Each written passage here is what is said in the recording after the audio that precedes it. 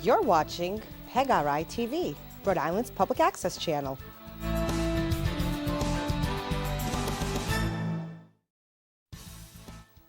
You're watching PEGRI TV, Rhode Island's public access channel. The wheel is turning and you can't slow down. You can't let go and you can't hold on. You can't go back. Hello and welcome back on to my Wheelhouse. Today is June 3rd, I believe. Happy belated birthday to my brother Dylan. Well job. He's a June. That's the first one in June for us because we had a wild We got June. a lot of June Oh, families. guys, Cassidy's tomorrow. Yep. And Jim's and your uncle, my brother Jim's tomorrow. All sorts They're of right. They're going to be rallying I off the forgot next couple Dylan sneaks days. in. A lot of summer babies. That's right. That's how it goes. The Bruins are doing more good than Good. bad Yeah. in the finals so Yeah. far. That was exciting. It's the only Watched time part I of that. watch hockey is when the Bruins are in the Stanley Cup. It's and pretty exciting. It really is. And as a basketball fan, you see it, that game moves. And they've done some things. I got a friend that's a good hockey guy, so he helps. Like, it doesn't get tied up. They don't get as many face-offs on the boards anymore. They've eased up on that. I love the power play. The power play is the one that most, it's so exciting. You think when you get fouled in basketball, everything stops. You go to the foul line. You get fouled in hockey, out for 2 minutes, and then you go wild, and you just it gets super Denise is a big exciting. hockey fan. She's going, shoot the puck, you know? Definitely much less stoppages. But Bruins reclaim momentum. Fast, too, really hopefully fast. they can close Got it the- out, bring the New England area another championship. We got a lot to get to. Let's see what the wheel holds.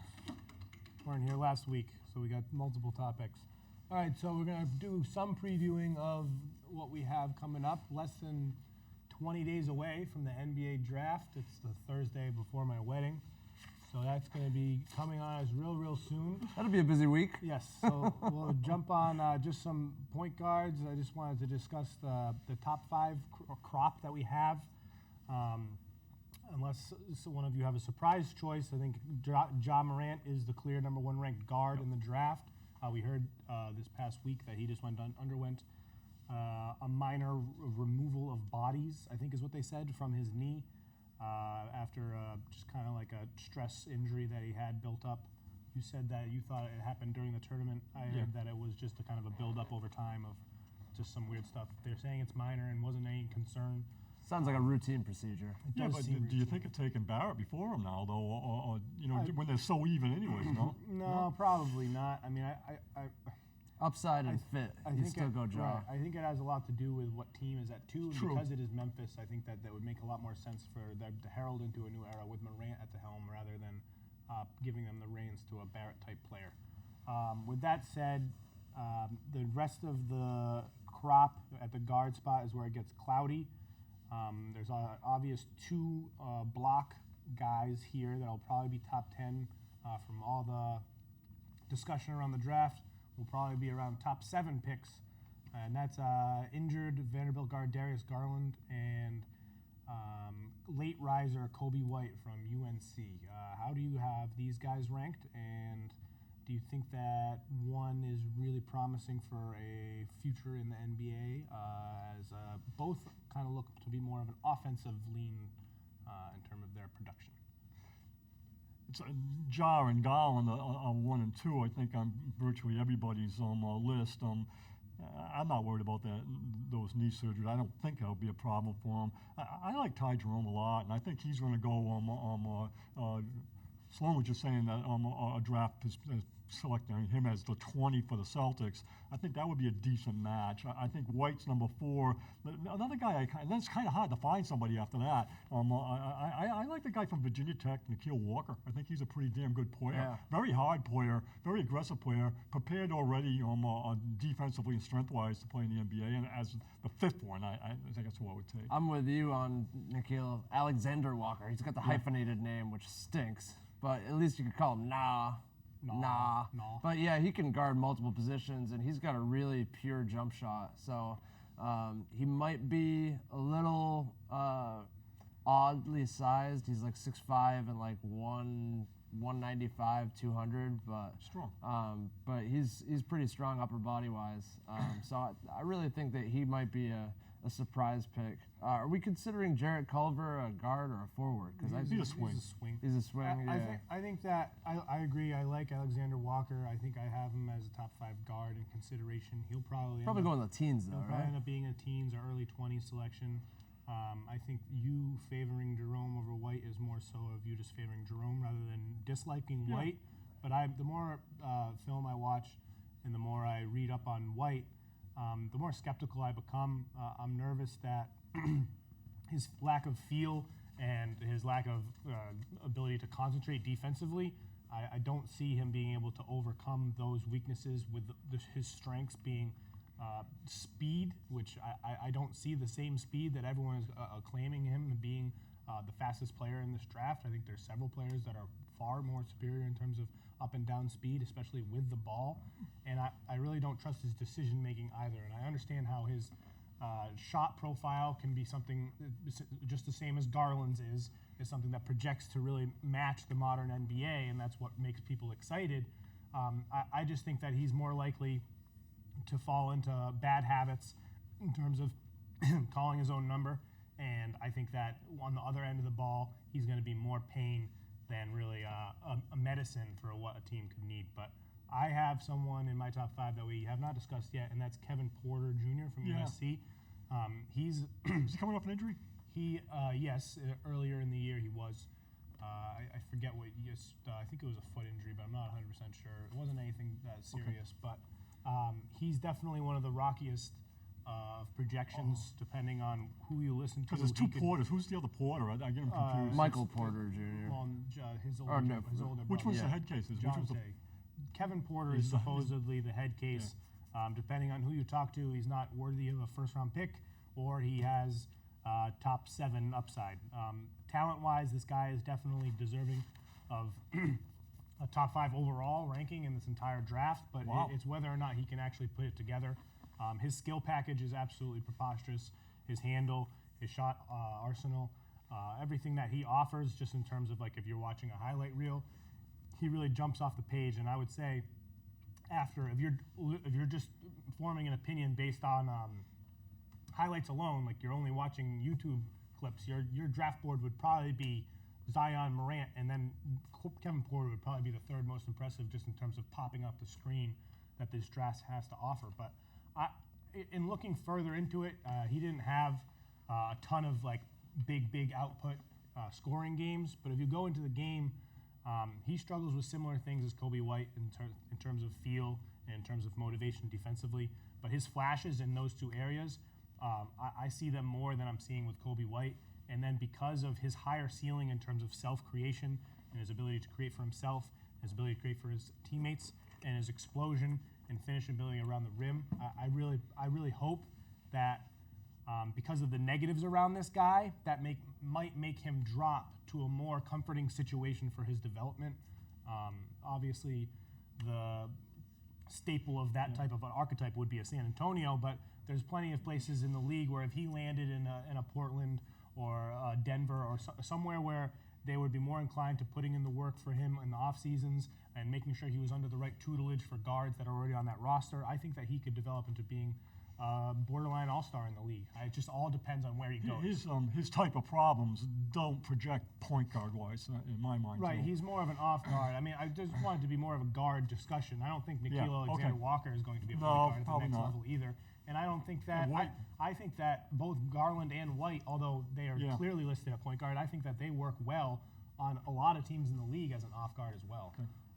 Do you have any names that we haven't discussed? Tyler Hero. Yeah, Hero and Keldon Johnson could easily break into the top 20. Just from what I saw, he's got to be tremendously erratic, but just from what my eyes saw against UVA, I mean, Carson Edwards, that guy can, I imagine there's a lot of bad things about him in terms of his performance over the year because he didn't score that many points, but in that one game, he looked like a pro. Edwards has been on the rise. He's apparently been impressing in a lot of his workouts. Unfortunately, the opposite is true for Tyler Hero. Yeah. Since his negative testing at the Combine, just overall his stock has kind of fallen a little bit. He was a guy that was looking to be in the teens area, and since then his overall the stance on him has kind of dropped to late 20s, and I've even seen him drop to 2nd round in certain places. So we'll see In how the tournament, maybe like, being a steal. he kind of defied the stereotype that people were saying about him, that he was just a shooter. He was able to put the ball on the floor and create like him, quite a bit in the tournament. I don't know if that means that he's going to have long-term success at the next level, but he's definitely worth a look at least. Yep. I think we can get to it. Plenty more too. All right. All right, so some free agency discussion. I just wanted to discuss recent rumors coming into fold. We've heard all types of reports from Rick Bucher saying that Kyrie Irving has narrowed down his candidates to the Lakers and the Nets, to different reporters saying that Jimmy Butler would absolutely accept a long-term contract if offered by the Los Angeles Lakers, but on the flip side, that Philadelphia would be offering him a max contract for $190 million in 4 years. We hear that Kemba Walker, after this recent exciting news that he'll be a third-team All-NBA guard, that he is now eligible for the Supermax. And Jared Weiss, a Celtics beat reporter, apparently went to Tokyo, where Kemba Walker was, to talk to Kemba about that contract and his future. And just from Kemba's quotes alone, you can tell that his mindset and his entire MO is all Charlotte everything, but I don't think that that's the question. It's more so what the team is willing to do. So obviously there's a lot of big characters in free agency, this free agency dance that we have coming up in less than 25 days. Based on recent news, what has surprised you? What do you think has some weight to it? What's valid, what's invalid? I think Kemba's staying. He's staying for the big bucks. I think that's probably legit. I mean, it's $230 million there, right? No, it's more so if he gets offered it, he's staying, guaranteed. Yeah. But it's more so or not. Whether Charlotte wants to do Jordan, that. yeah. That's a match. think they're doing it? Yeah. I also did the same thing for Klay Thompson. I think Klay Thompson's going to stay because I think they're going to match him too. Yeah, I think so too. So he'll stay. Kyrie, I'm still thinking everybody's kind of him and KD to the Knicks. That's what it looks like. Still, to me, the two of them together as a package. Yep. And I like what Charles Barkley says about that, where they are just not tough enough for the New York media, either one of those guys, and it would be tough for them. Oh yeah, I'd love to see those two mental midgets just fail completely in that market. That's fine, go. I think a lot's going to hinge on what Kawhi Leonard does. We're still, hearing rumors that he's probably going to end up in a Los Angeles-based team, and that could decide, where Kyrie goes. It could decide who ends up going to the Clippers, who are going to be obviously a huge landing spot for quite a few people. But it's pretty interesting discussing the Kawhi discussion, because you would assume that the success or failure in this current NBA Finals climate would have an effect on him in terms of his free agency. But the more you read into it, the more you realize that it might be pretty separate from his decision-making process. In the entry presser for him joining Toronto Raptors, and from previous quotes that he had throughout his career, you can tell that his focus is really centered around having a long and healthy career. And he doesn't really discuss winning that much, and maybe that's because he already has such a strong base of that built up with his history in San Antonio, and he's doing obviously a very well job so far with Toronto. But it kind of seems like he cares more about the strength of lifestyle and his ability to be able to perform at the highest level based off of his conditioning up to that point. So maybe I don't think that there would be a lot of surprise, obviously, because of what we've heard. Even if he wins the championship with the Toronto Raptors, if he ends up leaving, he's an LA native. He's a native of LA. Yep. I think that's probably I had where to I say would it, lean with him. if I had to I bet, loved I would say his Clippers. I would say Kawhi. Clippers still. I've Even got still. so high on Kawhi. I think everybody has. Oh, yeah. But I mean, legitimately so. I like how when the game ended yesterday, when you watched him leaving the court, there was just this aura about him that everything's okay. Everything's okay. And you don't see him get emotional at all. Right. So I think it was like immediately a message to his teammates. All right, it's okay. Like what Kyrie said at one time. It's okay because I'm here. Right. Without saying it, that's where Kawhi is. Yeah. It's okay, I'm here. And I expect them to still do well in the series. I don't think he would go to the Lakers. I think he wants to take LeBron on, not play with LeBron. Yeah. I think he wants to beat LeBron. I would assume so as well. And then how about the potential of Jimmy Butler either coming back to Philly? It does seem like there's mutual interest there. I just don't know if maybe he'd be assuaged to move to a different location. Obviously, the Lakers being that number one landing spot where they could go. Maybe that the Lakers would be more willing to offer a longer-term contract. Maybe Philadelphia saying, no, we're not going to give you the 5th year, even though we can. Maybe that'll affect Jimmy in some kind of mental way where he'll want to go elsewhere. Is one a better fit than the other? Is one better for Jimmy personally? Does one team make you more confident in a longer run in the postseason if Jimmy's there or Jimmy isn't there? How does his decision matter or not? Jimmy's just such a ball-dominant swingman that I don't think that Ben Simmons and Jimmy Butler can coexist in the long-term scope of things. I just don't see that happening. I've always thought that if they were going to offer a big contract, it was going to be to the other swing that they picked up, Tobias Harris. But And I think the opposite. I think wouldn't be surprised either there way, were but- indications to me that Butler does play well with them. They just take Simmons right off the ball when they give the ball to Butler. I thought Butler found plenty of space on that court, and really what it is that Harris and Butler are not going to coexist. I think one of them has to go on that team. They got things to do with Simmons too. Yeah. I think Harris is the one to go, and I think Harris matches up well with Portland, Indiana. It's too bad. He's like seems to be a really stand-up type guy, and he's just jumping from all over the place. He can't find a home. Based off of especially the speculation around Elton Brand and Philadelphia's willingness to extend the max, even though it's only 4 years, to Butler, it kind of does seem that if Harris was to come back, it wouldn't be on a full-length max. If it was on a max at all, obviously I think that he would have max offers elsewhere, so we could see if he would be willing to come back to be the third or fourth option, depending on how you look at it. Again, for another championship run, maybe with just a bolstered, who knows what the Toronto Raptors could be next year, who knows what the Boston Celtics could be next year. Philadelphia is looking pretty good, especially if they could bring back both those guys. Maybe he stays on for a shorter deal, even at max money, with the hope of being able to find himself in the NBA Finals rather than going to a Dallas and being on a younger team that matches up with a younger core. But there's going to be a lot of speculation going into players we've heard about and to players we haven't heard about yet. So we'll keep following on as time moves on. Just know, did you still think that the Celtics are going to handle things before the draft with Anthony Davis? I still think that the most likely scenario is Before Celtics the trade free Anthony agency, you think they're going to handle Anthony Davis still? Davis. I still think so.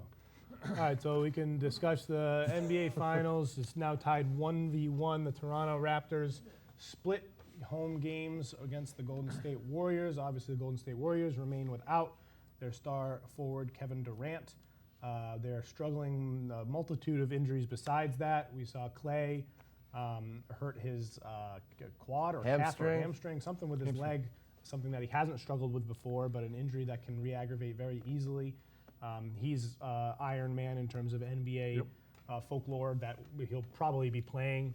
We saw Iguodala take unusual. He was really favoring his other leg at the end of game one. A lot of pundits said I would be surprised if he played. Obviously, he came back and played in game two. And then he was flat down on the ground at one point in the second half. We saw Kevin Looney. I think he messed Shoulder. up his collarbone or some sort. That was a weird fall. He really flew off that ball. So Golden State is obviously very hampered. Their depth is nowhere near as strong as it has been in other runs towards this championship. They're like the Yankees of the NBA. Based off of what we've seen from these first two games, based off of what we know on the injuries that Golden State has right now, do you think that it's more likely that Toronto can take advantage, similar to how they did in game one, or do you think that Golden State will be able to overcome the injury issues that they have and pursue through with the experience that they have? Well, Golden State just makes such great adjustments. They're coached so well, and they just seem so focused. Their team basketball, when they all commit to playing great team defense and shutting down Spicy P, Pascal Siakam, who had an amazing game one. He was 0 for 6 when Draymond Green was guarding him. But, they asked Draymond Green after the game, was that an individual effort? Of course, he said it was a team effort because they were all just playing so well and picking each other up. And it was a pretty scrappy game, too. It wasn't pretty, especially in the first half. Klay Thompson was like one of the only ones that was really had it going in the first half of game two. But I just feel like Golden State just always finds a way. And they're just so unbelievably talented. And it's like, if Toronto squanders the opportunity that they had in game two with no Klay Thompson and no Kevin Durant on the floor and still allows Golden State to have 14 made field goals off 14 assists and assist on every single field goal that they scored in the second half, then I really just don't see Toronto being able to take this series away from Golden State. Over the course of the series, I think in Game 1, what you saw Toronto do is they took away Draymond Green's floor game, and by shutting down his transition and making every pass really difficult. So where Draymond Green's passes were open for backdoor cuts against Portland, and you saw lots of his assists were nice and clean.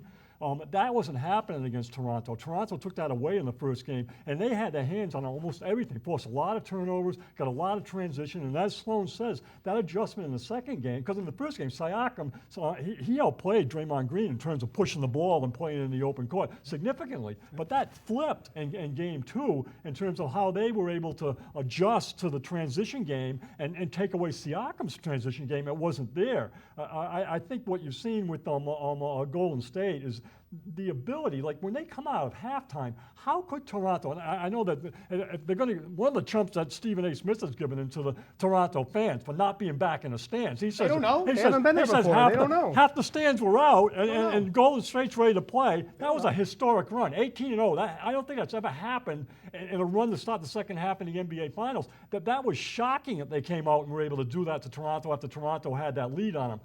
In Toronto's behalf, what I see happened at the end of that game, I thought was really interesting, is it was like Coach Nurse went back to his high school, he had his high school coach, he went back and played a box and one. Right. Well, that box and one worked. It's great. And If you got Klay Thompson out of there, in addition to Kevin Durant out of there, you can't do that when they're both there, but you can do that when they're not there. Steph, so in that stretch there, the only hoop they made was the game winner by Iggy. That was the only one they made. And on the other end, Toronto went 2 for 12 while they were playing that box. Right. So I can't, that's what happened there. If they had hit their shots, that box and one would have worked and had shut them down. I think they would have won the game if they didn't go 2 for 12 down the other end. I think that worked. How wide open was Iguodala, by the way? I mean, you can't leave an NBA Finals MVP that wide open. Yeah, well, they had a double team stuff, and he looked afterwards. He looked afterwards like, come on, well, like, you don't leave me that wide open. He hasn't made a three-pointer since Houston. Yeah, but he's huge though. He's just huge. He always steps up the game came down to most. watching him take that shot, and if he misses, we got a chance to win. He said, "I'm going to take that with Iguodala." I'm with Mike. Absolutely, he's a terrible three-point shooter. I don't care how much space he's giving. The gravity is warped for a reason. It's clutch shots, though. I think you're 100% right on the transition game really being a reflection of the success that both teams have had in this series up to this point. In Game 1, it was obviously headed by Pascal Siakam and his ability to get out on the floor off of defensive rebounds and go quick. And he made history, too. He got 10 field goals in a row. Yes, we saw him. I don't know whether it was a concerted effort to try to get him to score in the half court in the beginning and literally in the first quarter, but they weren't moving as quickly in Game 2. And you could tell that there was a concerted effort on the defensive front for Golden State to limit the defensive rebounds. They didn't send guys to the offensive boards the same way. They backed off on their offensive rebound to get back on defense is what they did. Yes, exactly. That's what I'm saying. So that because Pascal was slowed down, a lot of his offense was emphasized off of mid-post, off turn-and-face isolations, and he got the better of Draymond every once in a while, and on the other side of the coin, he was missing layups that he was making the game before. I think that for the rest of the series, you're going to see a Pascal somewhere in between those two games. I don't think he played bad in Game 2, although it was below average, but obviously he's not going to play as good as he did in Game 1. But what we're seeing is Kyle Lowry really needs to expend all of his energy on the defensive side of the ball, and offensively, like, he needs to mold his game in terms of like how Draymond plays for the Warriors. Kyle Lowry needs to be a defensive anchor, and he needs to be offensively the distributor and the playmaker. And if you have a wide open shot, please take it. But his playoff woes, they've been restrained because of certain games where he'll have 30 points against Milwaukee, even though they lost that game. And people will say, well, where's everyone says that he stinks in the playoffs now? Well, he has a consistent resume over time that he cannot perform in big games. And I think that that's an issue. And I think that what isn't paid attention to is that even in the games where he's terrible shooting, he can still affect the game in a lot of positive ways. And where he hurts the team is when he tries to imprint himself too much in the areas where he doesn't need to. This team has options offensively where he doesn't need to be a creator and a shooter. He can be the fourth option. We saw the rise of Pascal, the most improved player of the NBA this year. I think that he as long as they're making an effort for it, for transition opportunities. And I like those mid-post opportunities that he had against whoever the defender is. I think that he's good, especially if he's getting to the free throw line, because you can tell that he is kind of a rhythm scorer. In game one, the only reason he was hitting his threes is because he was getting to the line and sawing some of those quick floater shots go in before he was taking those threes. You can tell that he's kind of a flow of the game. He's a flow of the game kind of player. So I think that Toronto needs to make a better effort for players like Pascal and for Marc Gasol, who needs to be way more confident and way more aggressive. Why isn't he aggressive? Gasol did not look good. It perfectly lines After up his to game to games that they win and games that they lose. It's literally whether or not Marc Gasol shoots the ball. That's every single game that they win.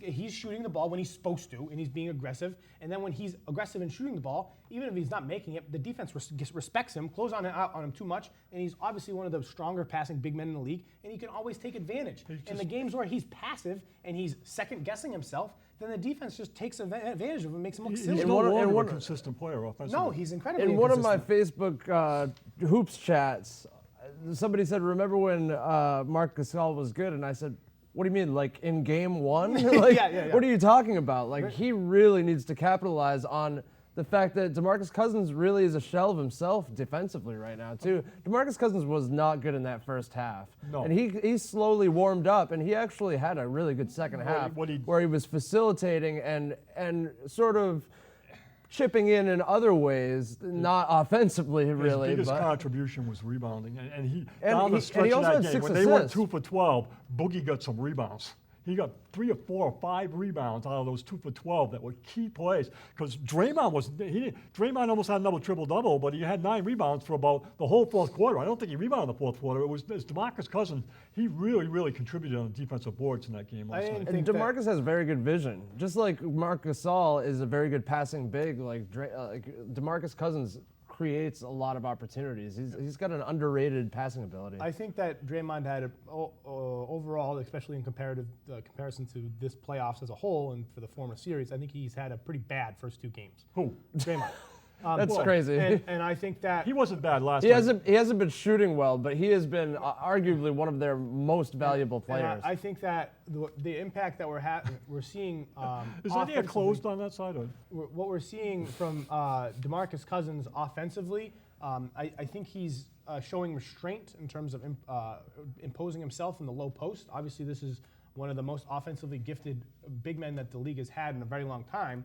And 2 years ago, when he was on Sacramento, we were saying that him and Karl Towns are the best offensive bigs in the league. Neither one of them are. And they have the resumes and the moves to be that. No. But what we're seeing is I think that Steve Kerr and the front office, or not the front office, but probably the coaching staff are probably showing DeMarcus Cousins a lot of film and a lot of clips of Bogut in their first championship run from the 2014-15 season, because a lot of his work in the pinch post and on top of the key and the way that he does move the ball, he's really, really paralleling how Bogut played for them as a secondary creator and someone that can move the offense and have the ball in his hands and make a good decision while Clay and Steph run loose around all over the place with a chicken with their head cut off. And he's always making the right decision. And something that I think could be interesting moving forward in these next couple games, as I imagine players like Kyle Lowry and such to continue to be overwhelmingly physical with Golden State's guards off ball, is I wouldn't be surprised if Kerr started to tell DeMarcus Cousins, hey, call your own number a little bit more often. Because what we're seeing is he hasn't attempted more than, 7 shots in both games. He only played 12 minutes in the first game, and he had 11 points or so in the second game. But we're not seeing him have post-ups. It's always him reading the floor, and he's doing it well, and he's finding open shooters off of a closeout. If he gets doubled, he's making sure that he knows where the double's coming from, and he's making the right decision.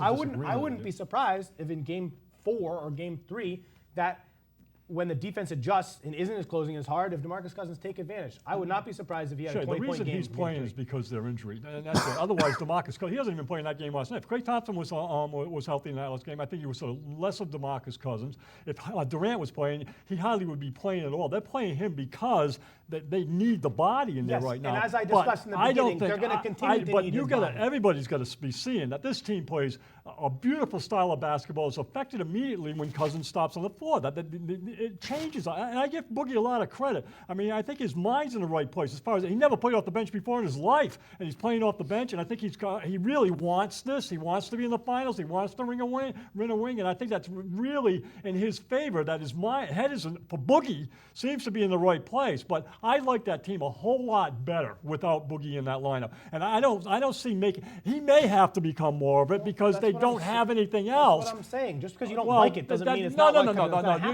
happen. You're saying because he's such a top flight player. No, I'm saying based off of what they have as But options. they may have they're probably Clay. gonna have They to go may to have that. Durant. Yeah, I wouldn't be surprised. So if why Durant would you didn't go play with Game Boogie? 5, because they're not going to have anybody else. We just went over If discussing. they have Clay and Durant, they got plenty. They don't have Durant. Durant is not an option yet. He probably won't be back to Game 4 if he's back at all. Well, he's been out less time than Boogie was out.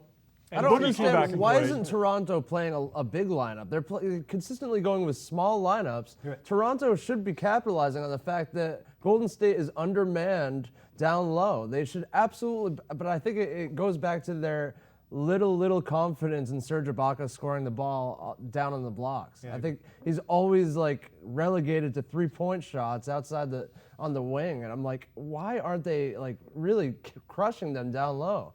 Marc Gasol looks really slow. As we discussed before, he's not consistent.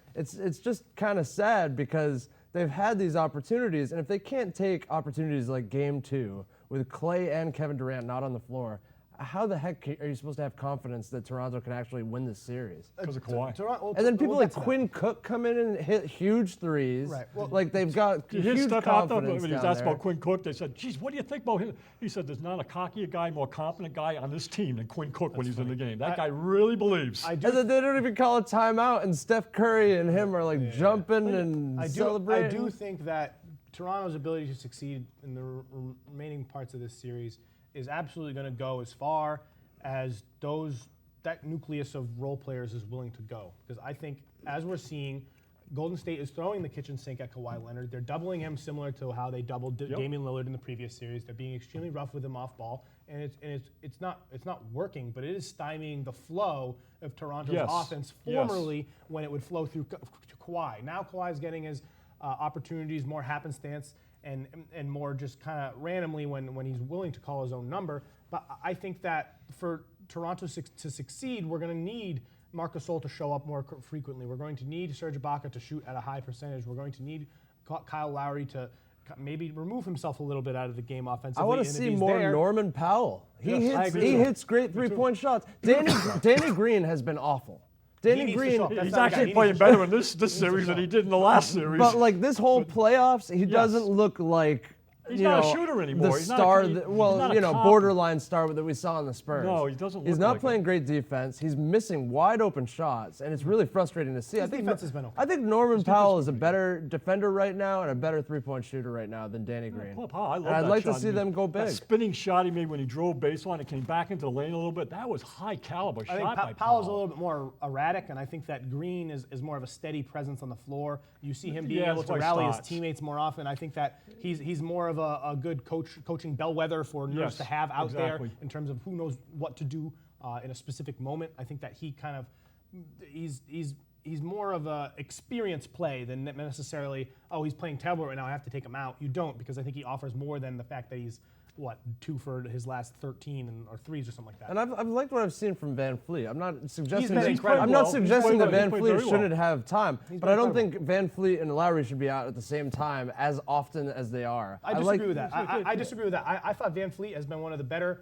postseason defenders on Steph Curry that we've seen, and I think that his ability to pick I him agree, up, but then pick him up who full does court- Kyle Lowry play? Well, Kyle Lowry just needs to continue to move off ball with Klay Thompson, which he's done okay in terms of what we've seen from this team so far.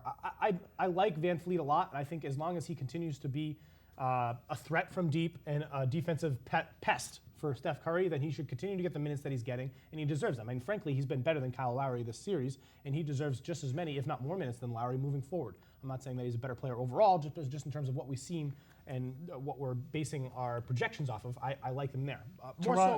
Toronto's going to weather the storm. I think the series still goes deep. Yeah, that's what I wanted to ask. I really do. Seven? I think Kawhi is so solid. Six max. That they're rallying solid around him. One of the key plays in that game was Lowry's sixth foul. That was ridiculous. I mean, he never should have made that foul. I think they need him in the game. I actually think Lowry, as a hot and soul guy, and now he used to be the number 2 option by DeRozan, so he's down. But I think Kawhi holds them together.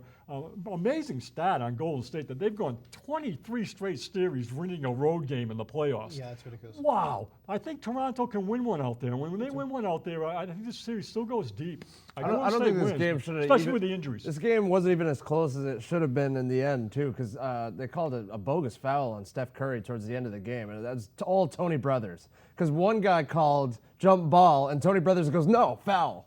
Like, he almost vetoed the first guy's decision. I hate Tony Brothers. I think this game was pretty. Trying to keep that game close. I think game 1 was definitely leaning the Raptors' way in terms of fouls, and this game was definitely leaning towards the Warriors in terms of favoring. But it doesn't matter. I don't want to see Tony Brothers out on the court in any finals game. It all evens out. I think that Kawhi Leonard is good enough, no matter how the remaining players on Toronto play, to make the series last to at least 6 games. Before game 1 and game 2, I was going to say Warriors in 6, and I think nothing that I've seen is persuading me away from that. I wish that I could be more confident in Toronto's ability to be consistent, but outside of Kawhi, I don't think that there's going to be that consistency there. For Golden State to have this many injuries, and we still go Golden State in 6, but there's one guy that really is not says injured, something. and that is Steph. And as that team he had a plays cold. out, He had a cold. I mean, Steph, I looked up, they were showing Steph's plus minus minutes in the last 5 years.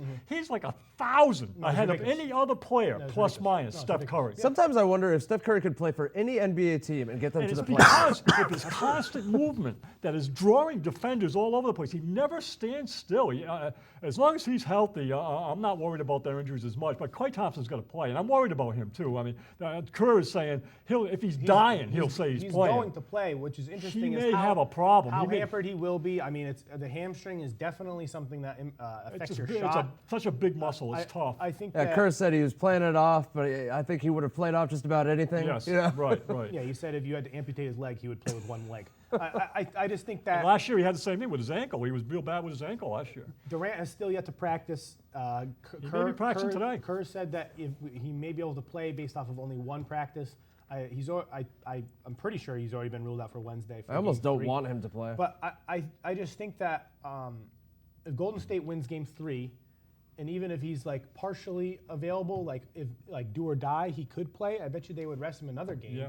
So then I think the earliest that he comes back is Game 5, and then at that point, I don't think that a series win or a series loss affects Durant's decision to leave or his mindset or his status among fan view at all. It's very interesting because formerly, if it was something like if Toronto had won Game 2 and they were up 2-0, and then even if Golden State won Game 3 in the Oracle, and he came back Game 4, I think that he could have had a spin on it where we were down, I came back, and then we won, and maybe he had an argument for Finals MVP, or he didn't, and that would kind of make him feel better about himself. There's no doubt that's right in KD's head right now. It's like, now how can this play out good for me right now? Right, exactly. That's exactly what he's thinking. And if moving forward, if they kind of edge out the Raptors without him anyway, right. I think he'll be more inclined to neutralizes his.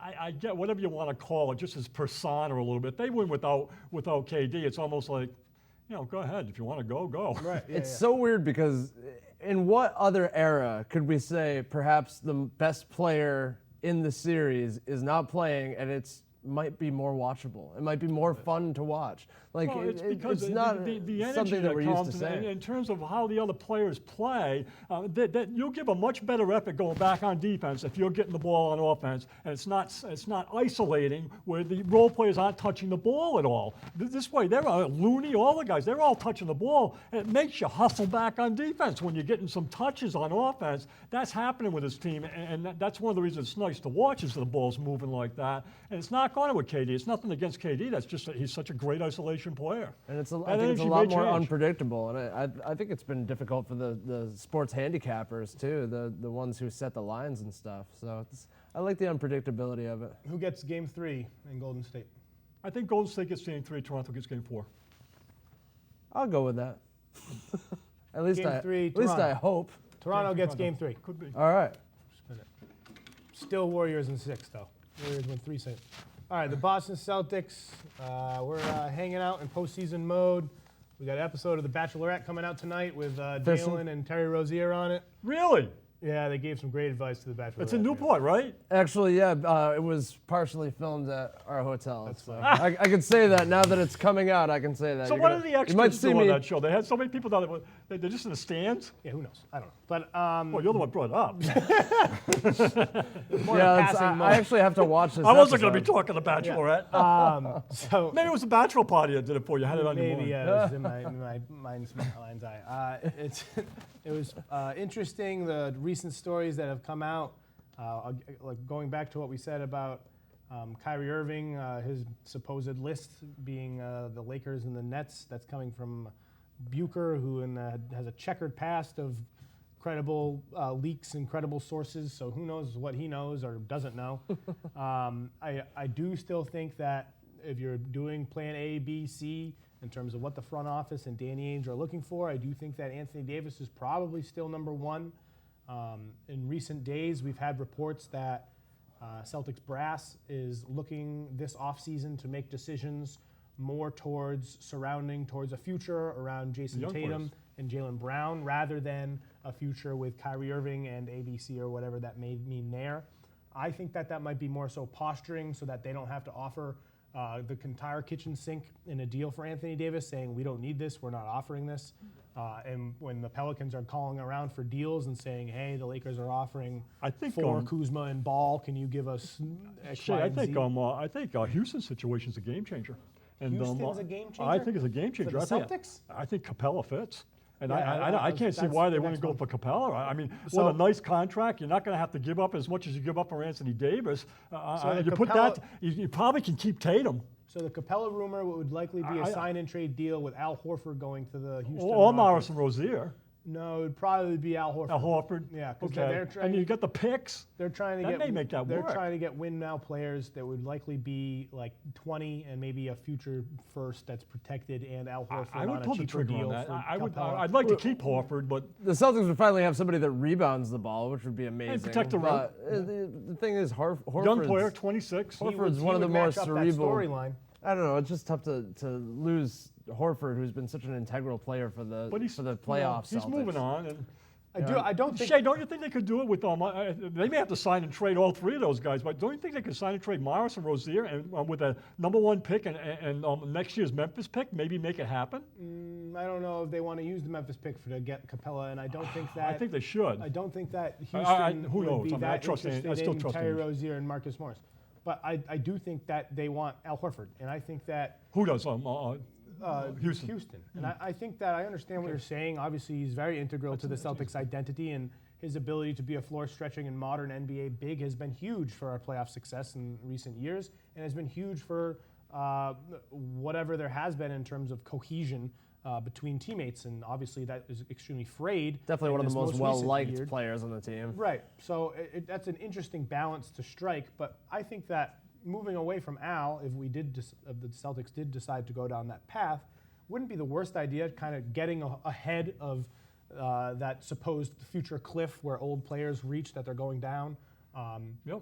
If you're getting ahead of that by 8 months and getting positive back in a deal, often that ends up to be the right choice. And That's rather what Belichick would do. Exactly. That's exactly what Belichick would do. And waiting until that cliff happens rather than getting ahead of it often ends up shooting yourself in the foot. So I in that form, I do think that Al Horford is a superior player to Capella currently.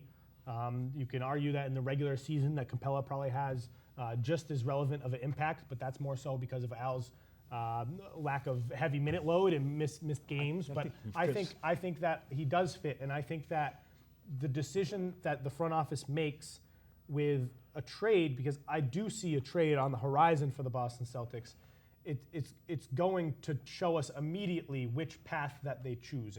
And us discussing this path between Kyrie and a win immediately, or Jalen and Jason, and really molding the team for the long haul, I think that Capella aligns more so with the latter rather than former, which matches up with the Anthony Davis deal. And maybe something falls through with the Anthony Davis deal, in which we would probably hold off and wait until maybe free agency before we make a deal for a Clint Capella. It would be nice to be the aggressors in this situation and not have to wait for Kyrie and AD and all that. The other one that I see fitting for the Celtics, and we're just hearing things this week, is how closely tied together Bradley Beal and Jason Tatum are. Yeah. That they've got a long history together. They've known each other since they've been kids. I think they've got their mothers, everything, and I think Beal really fits with that team too, especially if Kyrie's going. I'd love to see Marcus I've been pushing Smart. for that since January. And so why?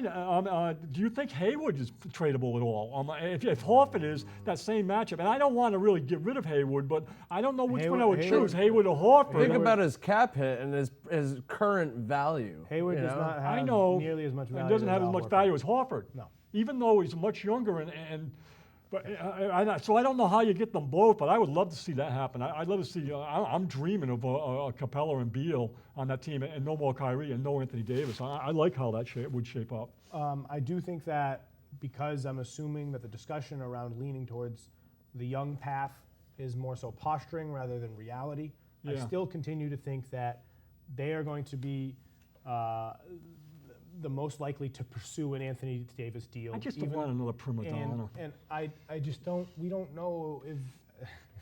I think that it's He's fine. an MVP caliber Madonna, though. I think that we would be willing to have him there, and I think the fans would embrace Kyrie Irving back as a second banana behind Anthony Davis, and you would be much more likely to be a finals contender with that nucleus rather than the Celtics. You know who with it doesn't Capella work for? Bradley Beal. It doesn't work for Brad Stevens. And Brad Stevens, I don't like him with Kyrie. I don't like him with Anthony Davis. I like him with Capella. I like him with Beal. I like him with guys that are already plugged in, not guys that set themselves above everybody else. And rightly so. Kyrie and AD, they've got that status in the league, but it affects Stevens. Do spacing deficient and rim magnetized bigs, based off of what we've seen in recent history with the playoff success or lack thereof with players like Capella or Rudy Gobert, does that make you nervous for an acquisition of that sort, or do you think that? Well, I think Capella's a much better. I think he's so much quicker than Gobert. He's a different. He is. It's more so he about that runs the archetype, floor. not necessarily direct comparison. Yeah, I agree. I think Stevens would make. I think he's a good match We've with seen Stevens. Capella switch onto Kevin Durant and play fantastic defense in the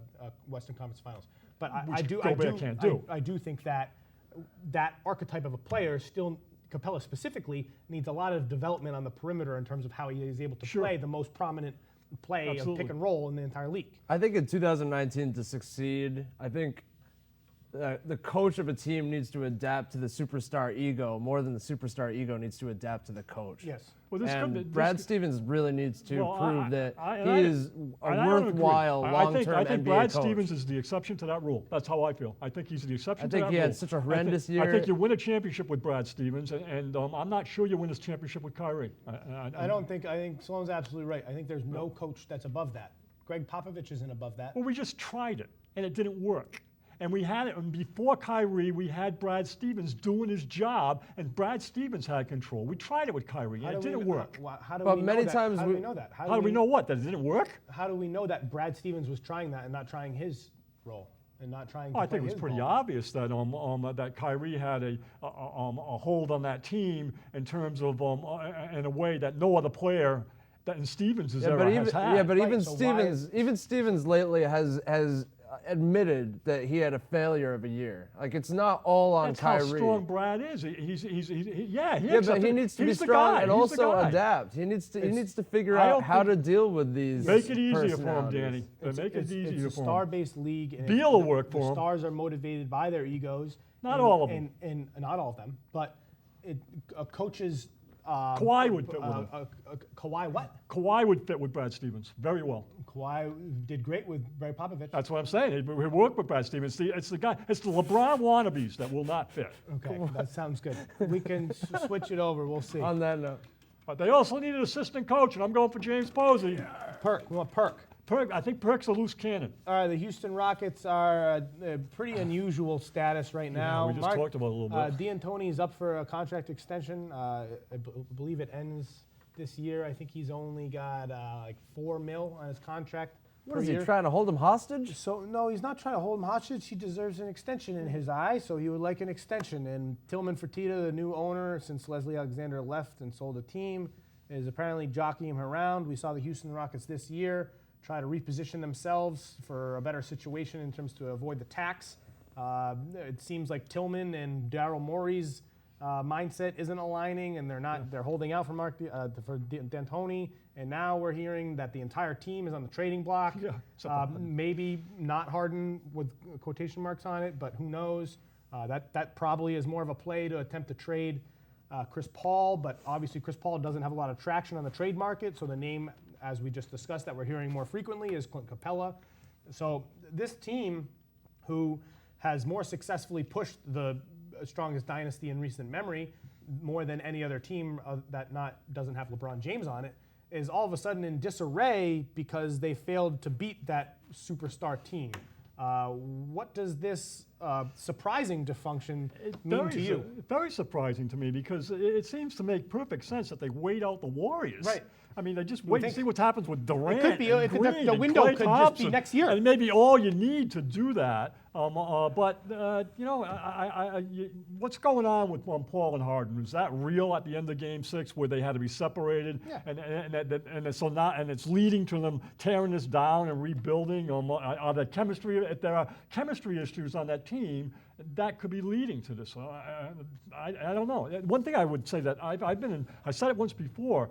If Harden is actually available, the match for Harden is LA with LeBron James. To me, that's a match in heaven. talked about that for a I while. think those two guys could play together amazingly well, and you'd be really surprised at how Harden adapts his game to LeBron James. I think he's really underrated by guys like our cousin Matt and other people at how good James Harden actually is. Yeah, I'd love to see him talked in about a that for a different while. situation. I doubt that happens. Well, though. you're the one that said that he may be on the block. I don't think he is either, but if he is, I'd love to see that. So this is saying, like an hour ago, Daryl Morey said that they never offered him less than $5 million a year with a $1 million bonus for each Motivation. round of the playoffs the team won. Yeah, there was a miscommunication between what contract was or was not So it offered. really doesn't sound as mind-bogglingly stupid now than it's just it confusing. really is. It's just But confusing. yeah, it's just like, it shouldn't be. why is this so difficult? Like, Right, obviously, exactly. D'Antoni is worth the money. Like, the one thing you need to lock in is like the good coach, because there aren't that many other options It out just there. seems like Fertitta is being cheap, and he seems like he's holding back his wallet for a team that deserves for him to open it. And it's very peculiar,